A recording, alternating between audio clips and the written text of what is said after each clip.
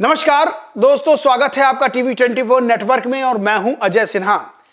प्रयागराज में महाकुंभ का आयोजन हो रहा है और महाकुंभ ऐसा धार्मिक कार्यक्रम है जिसकी गूंज सिर्फ भारत में ही नहीं बल्कि भारत के बाहर पूरी दुनिया में सुनाई दे रही है।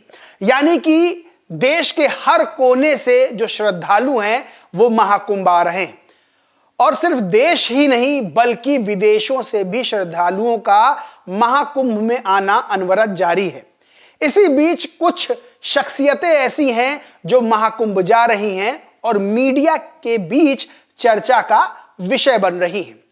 कुछ ऐसी शख्सियत हैं जिनको लोग पहले से जानते हैं और कुछ ऐसे लोग आ रहे हैं महाकुंभ में जो मीडिया में खूब अपना स्थान पा रहे हैं। यानी कि मीडिया के जो कैमरे हैं, जो खबरें हैं, वो उन पर केंद्रित होती जा रही हैं। जैसे कि सपना चौधरी, हरियाणवी डांसर सपना चौधरी किसी पहचान की मोहताज नहीं है। अगर आप यूं कहें कि सोशल मीडिया पर, यूट्यूब पर सबसे ज्यादा अगर किसी का डांस देखा जाता है तो उसमें नंबर 1 अगर कोई होगा तो वो सपना चौधरी होंगी। हर वीडियो पर कई कई 100 मिलियंस व्यूज उनके रहते हैं। यानी कि सपना चौधरी जहां स्टेज परफॉर्मेंस देती हैं तो वही हरियाणवी गानों में उनकी एक्टिंग है, उनकी डांस परफॉर्मेंस है, वो भी देखने को मिलती है और यूट्यूब पे उनके गाने भरे पड़े हैं और हर उनके वीडियो को करोड़ों करोड़ लोग प्यार करते हैं।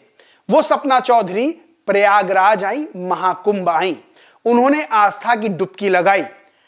वो पक्षियों को दाना खिलाते हुए देखी गई, नाव पर सवार होते हुए देखी गई और नदी में, गंगा नदी में आस्था की डुबकी लगाते हुए भी देखी गई। इसको लेकर सपना चौधरी ने इंस्टाग्राम पे एक पोस्ट भी किया। उन्होंने क्या लिखा? लिखती हैं, कुंभ मेला न केवल एक धार्मिक उत्सव है बल्कि ये आत्मा को शुद्ध करने और जीवन में शांति पाने का अवसर है। आपकी कुंभ मेला तीर्थ यात्रा सुरक्षित और आध्यात्मिक रूप से परिपूर्ण हो।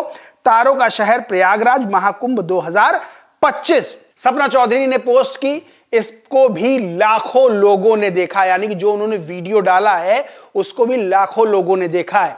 6 मिलियन फॉलोअर्स हैं उनके इंस्टाग्राम पे। आप समझ सकते हैं कि कितनी बड़ी हस्ती है सपना चौधरी सोशल मीडिया पर। राजनीति को लेकर भी उनकी खबरें आती रही। कभी कहा गया कि बीजेपी में जा सकती, कभी कहा गया कि कांग्रेस में जा सकती हैं। तमाम तरह की सपना चौधरी से संबंधित खबरें आई, लेकिन उनको एक डांसर के तौर पर, स्टेज परफॉर्मर के तौर पर, हरियाणवी गानों में परफॉर्मर के तौर पर उनको हर कोई जानता है।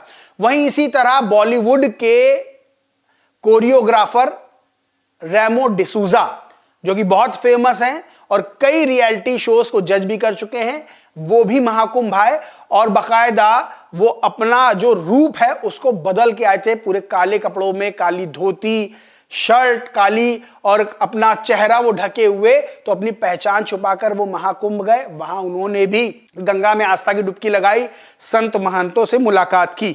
इसी तरह चर्चा का विषय रही ममता कुलकर्णी। ममता कुलकर्णी सन 90s की अगर बात करें, 90 के दौर की, तो उस समय बेहद मशहूर अदाकारा थी। बॉलीवुड के कई बड़े बड़े जो नाम हैं, हीरोज हैं, उनके साथ उन्होंने काम किया। आपको करण अर्जुन मूवी याद होगी, उसमें सलमान खान की हीरोइन ममता कुलकर्णी बनी थी। वो ममता कुलकर्णी महाकुंभ आई और उनको महामंडलेश्वर की उपाधि दी गई। यानी किन्नर अखाड़ा है, किन्नर अखाड़े की तरफ से उनको महामंडलेश्वर बनाया गया और उनका नया नाम जो दिया गया वो दिया गया श्री यमाई ममतानंद गिरी। इसके बाद विवाद भी बहुत सामने आए, बहुत आलोचना भी हुई और यह भी कहा गया कि भाई कैसे महामंडलेश्वर बना दी गई। इसी को लेकर किन्नर अखाड़ा की महामंडलेश्वर है हिमांगी सखी। उन्होंने कहा कि ममता कुलकर्णी को दीक्षा दिए जाने को लेकर उन्होंने कहा कि किन्नर अखाड़ा किन्नरों के लिए है, फिर एक स्त्री को महामंडलेश्वर क्यों बनाया? अगर इसी तरह हर वर्ग को महामंडलेश्वर बनाना है तो फिर अखाड़े का नाम किन्नर क्यों रखा गया है? ममता कुलकर्णी के महामंडलेश्वर बनने को लेकर और भी संतों ने नाराजगी जताई। इसी तरह से जो बाबा बागेश्वर धाम के धीरेन्द्र शास्त्री हैं, उन्होंने भी सीधे तौर पर यह कहा कि इस तरह की जो चीजें सामने आती कहीं ना कहीं सोचने पर मजबूर करती हैं। उन्होंने यहां तक कहा बात करते हुए कि मैं खुद नहीं महामंडलेश्वर बन पाया और ममता कुलकर्णी को महामंडलेश्वर बना दिया गया। इस ममता कुलकर्णी बेहद चर्चा में रही, एक IIT बाबा है, वो भी बेहद चर्चा में रहे अपनी बातों को लेकर, और जिस तरह से वो डांस कर रहे हैं, जिस तरह से वो लोगों से बोल रहे हैं, मीडिया से बात कर रहे हैं, उसको लेकर भी बहुत चर्चा में रहे।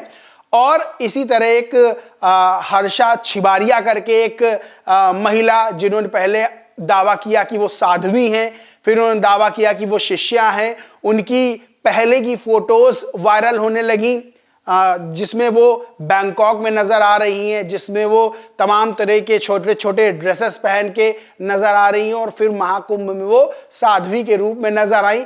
खूब सारा उनके फेस पे मेकअप वेकअप भी था, उसको लेकर भी लोगों ने आलोचना की और ये कहा कि भाई ये अपने आप को साध्वी बता रही हैं, लेकिन इनका जो इनकी पोस्ट है पहले की सोशल मीडिया पर, वो तो कहीं से इनको साध्वी नहीं दिखाती हैं, यानी कि तमाम तरह की। और इसमें बीच बीच में ये भी आरोप लगते रहे कि बहुत से जो रीलबाज हैं, यानी कि सोशल मीडिया पर रील बनाने वाले, वो भी महाकुंभ में तरह तरह के रूप धारण करके आ रहे हैं अपने आप को फेमस करने के लिए।